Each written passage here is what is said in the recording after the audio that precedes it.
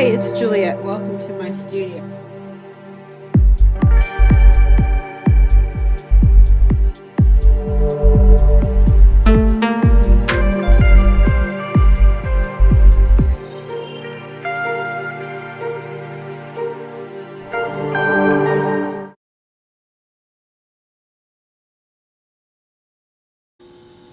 Hey, it's Juliet. Welcome back to my studio.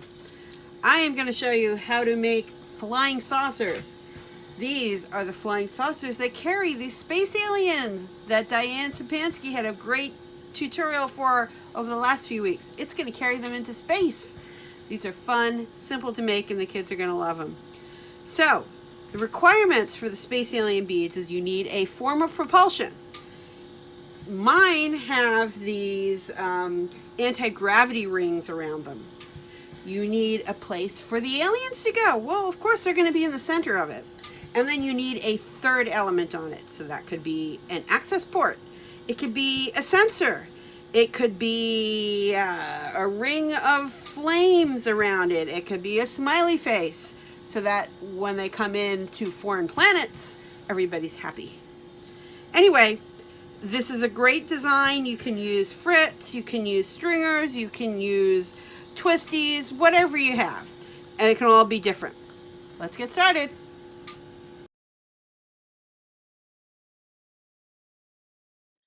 Okay, so you don't really need too many tools to make the spaceship bead.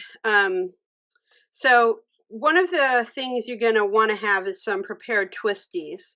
Any kind of color will work. I mean, if you're making a propulsion anti-gravity ring, you can use a twisty, and that's what I'm going to demonstrate. So I have a selection of twisties here. I do have another tutorial out there where I show how to make twisties, and we will add it to the playlist as well in case you want to see how to do that. It's handy to have standard tools, a little something to push down details, maybe something like a Carina tool or a stump shaper, and having a pair of tweezers to manipulate details is always handy.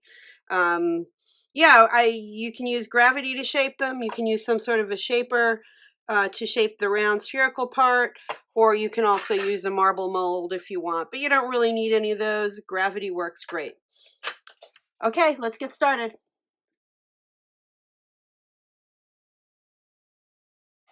Safety first. If you're using a lighter like I am, store it someplace safe, not on your workbench. It can't be in the vicinity of flying glass because it could explode, and that would make for a really bad day. So Beads of Courage likes to have thicker mandrels. I like to pre-polish my mandrel with my fingers. It gets any grit off of it, makes it easier to get the bead off, and if you're using a transparent color, it won't leave as many, scratchy marks in it. Okay, so pick any kind of glass you want. So I am going to take 422, I think it is. It's a bright orange color, and I'm going to wind on a base bead. And the idea here is to make the center portion of your flying saucer. You can make it as big or as little as you want. Just remember, we'll be adding some details, and of course the anti-gravity rings, a very important propulsive piece. You want to have your mandrel heated up a bit so the glass will stick to it. I tend to just kind of pre-warm the length of it to get any residual air, dryness out of it. It helps prevent bubbles. It makes it easier to clean the bead release out. The goal here is just to wind on as much glass as we need for the center core. While you're winding on a volume of glass, if you rotate the rod that is supplying the glass through the flame, you will heat it up from different sides. It will melt faster that way, and the process of watching beads be wound will go faster. The goal here is to make a sphere. So as I look at it, I am looking at the cross section. I want to have the height the same as the width. It'll take less marvering. It'll also go faster. I'm continuing to rotate and wind on. If you want, you could use this as an opportunity to put down a clear core and practice encasing with an opaque color. You can use, whatever cheap junk clear you have or whatever junk glass you may have, and practice your encasing skills. Next, we want to round it up into a sphere. I have this new tool I got from Karina Beads. It's a shaper. It has little notches for the mandrel, and since it's brass, it kind of grabs the glass. You don't have to use this. You can just wait and use gravity. I'm going to be a little impatient.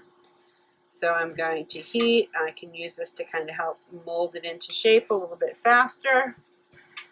If you have a graphite marble mold, you can also use that to help get your flying saucer more spherical. Well, there's nothing that says the flying saucers can't be donut shaped or any shape you want. You can make a square flying saucer for that matter. Those aliens or space invaders are pretty creative these days. I do want to clean it up a little bit more, melt it up near the mandrel so I have nice bead holes. Remember, you need to clean your beads, clean the bead release out before you send them into Beads Courage. And make sure there are no sharp edges or little frittery bits that can break off and hurt the kids. Definitely don't want that. I'm going to add a little bit more glass because it's not quite spherical enough yet.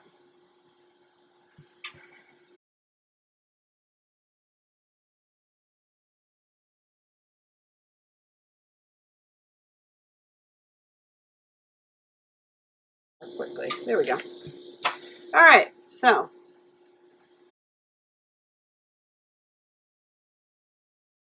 next I'm going to add my anti-gravity ring. This is a good opportunity to practice using twisties or putting twisties around the perimeter and not melting it in.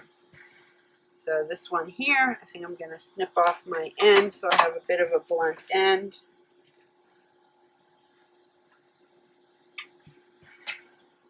Snip that into my water bowl. This is a somewhat fat twisty, so I am going to kind of pre-warm it a little bit in the flame in the back here so it doesn't shatter on me. And what I'm going to do is I want my bead warm so that it sticks.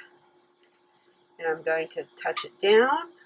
And I am a little bit below the flame. I'm warming the edge of my twisty. I've got this kind of all at an angle relative to the flame. I'm pre-warming the twisty. I am touching it down to the bead. I am dipping the bead up into the flame from below. And then when I get to that ending point there, I can either cut it off and use a tool to tuck it in and make a nicer join, or you could melt it off. Try to even these out a little bit. There we go.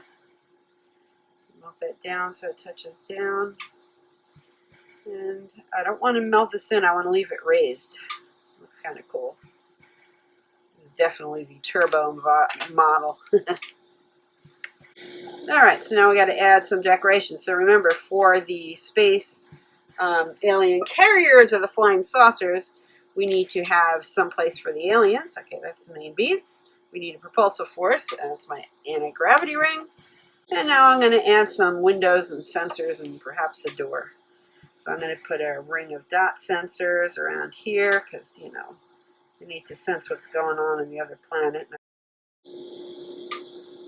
Okay, going around, let that warm up. I'm going to take a bolder yellow here. Put an access door. We'll put this access door on the bottom side. Let's pretend this is the bottom side. Make it like a strip that kind of lowers down to let the aliens come out. I'm going to push that down flat using a dental tool or whatever you want. I'll put a door on the other side too. So we have two doors for this one.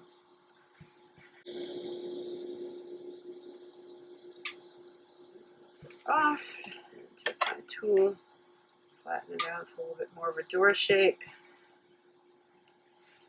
Now let's take a little bit of green, add a few more details.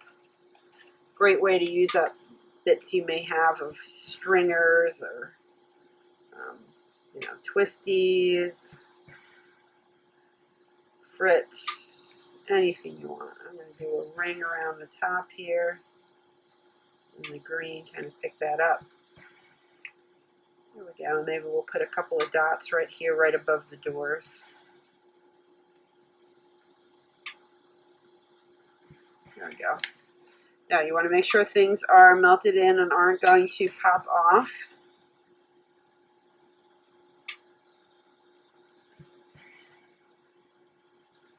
I will use this opportunity to scooch a few of my dots into a little better location. I'm being careful only to heat my dots here. I'm not heating my anti-gravity ring. I don't want to melt that in. I want to keep that raised up. Flatten out this little stringer at the top of my door. That'll be the hinge where it lifts up. Flatten out my little sensors on the edge of the anti-gravity ring. There we go. So there we go. We have one flying saucer ready for the kiln.